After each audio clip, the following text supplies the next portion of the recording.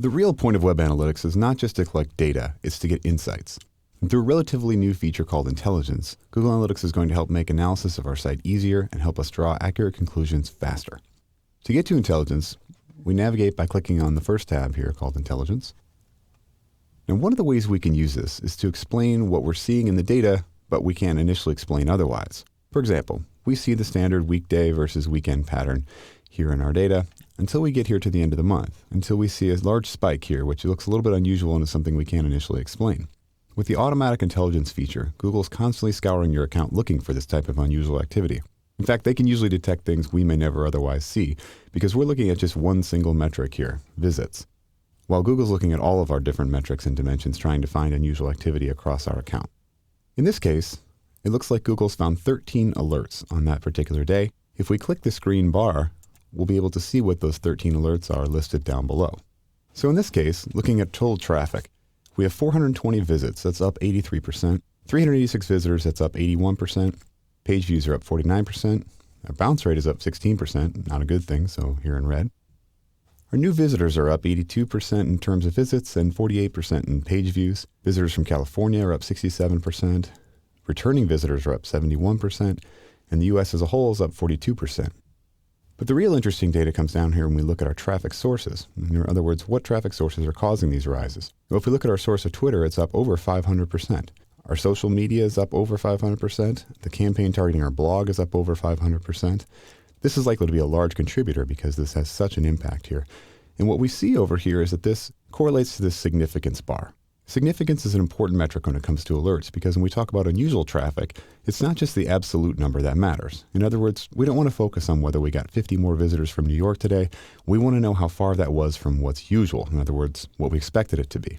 You can think of significance as the same concept as measuring the number of standard deviations from that expected value. An event's significance is determined by comparing the present performance of a given metric with the expected performance of it, which is written here in gray near the metric. Analytics Intelligence is able to calculate the expected performance by taking past performance information into account. If the present and actual performance differs from the expected performance, then Google Analytics will assign a significance rating to it. A higher significance rating is assigned as the difference between the actual performance increases with the expected performance. We can vary this by moving this slider. The sensitivity slider is going to show which of these get shown. In other words, how many alerts do I want to trigger and how sensitive do I want it to be? When I move the slider to the left to indicate a lower sensitivity, this means fewer automatic alerts will be triggered to appear in this intelligence reports page. The further left the slider is moved, the higher the significance the triggered alerts has to be. When the slider is moved back to the right, the sensitivity is higher, which means more alerts will be triggered. The higher the sensitivity, the lower the significance of the alerts. In other words, if you only want to see very unusual things, I set the sensitivity lower, and only things with a very high significance will appear in my account, and I will only receive green bars here when something very unusual happens, such as it did on this day.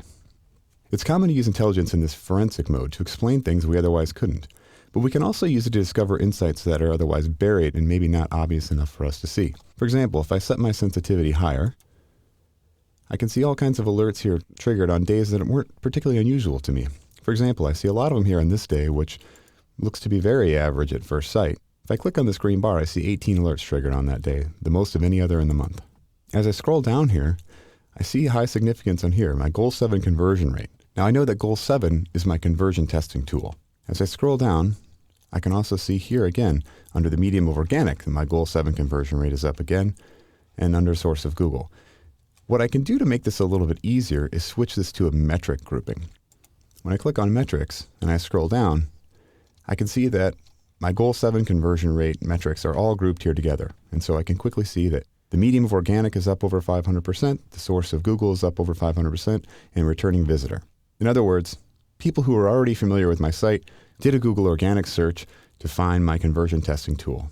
Although the use of this particular tool was up significantly here, over 500%, it may not have affected the visits of my site overall. Because I'm looking at the overall aggregate here, the overall number of visits to my site wasn't hugely affected, and therefore I could have easily missed this little bit of insight because I was only looking at the aggregate visits.